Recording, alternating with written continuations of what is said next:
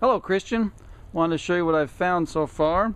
We're for the other YouTube viewers. We have a car with non-running situation, most likely due to fuel contamination. My suspicion is rust in the gas tank, and I've drained the gas tank and going to decant the gas and see what's in there. We'll take a look at the fuel sending unit and show you the rust that I found there. In the meantime, we're up here while the tank drains, checking the carburetor situation. And first thing you want to do is check to see if the carburetor has butterflies have freedom of movement. So what I did was opened up the accelerator pedal, or the first barrels, and then checked to see how the second barrel counterweight is doing. That one moves real slowly. This one sticks, and we have a freshly rebuilt set of carburetors to compare with, and this is what the counterweight's supposed to do. Supposed to move freely and back into position. So we've got sticking counterweights. Now I'm going to have to take off the tripod. So excuse the jerking. And what we've got right now, a few observations. Down inside the float bowls, we have remnants of what I think is rust. Looks like sand, but in reality that's rust. Same thing over here, you can see it piled up down there.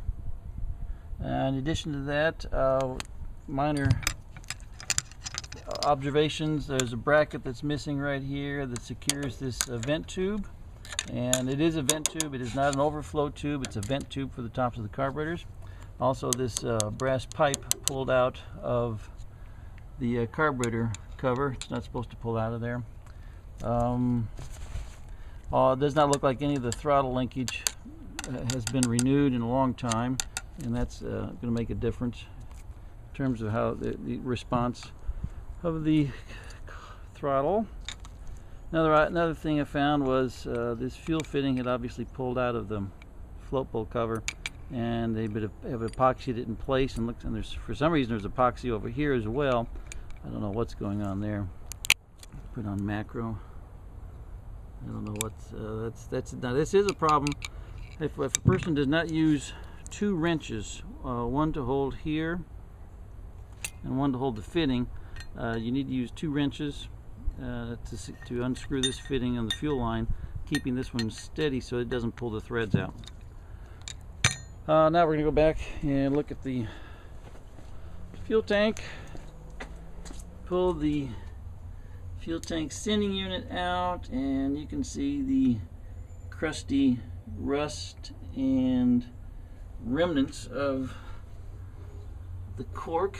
And then down inside, it's kind of hard to see down inside there, but in fact it's impossible to see down inside there, I guess. But anyway, the tank is pretty interesting looking. When you scrape it, stuff scrapes off, and you can see silver underneath there. So I don't know if we've got a liner that's coming off, or if that's just old crap in there. So far, that's what I've found. Next thing we're going to do is remove the carburetors and clean them out, put them on our mule engine, test them, get them adjusted, and then see if there's anything else going on. And we'll check to see it's wet underneath here for some reason. It's wet and underneath the air log. Find out what's going on there, and continue with our activities.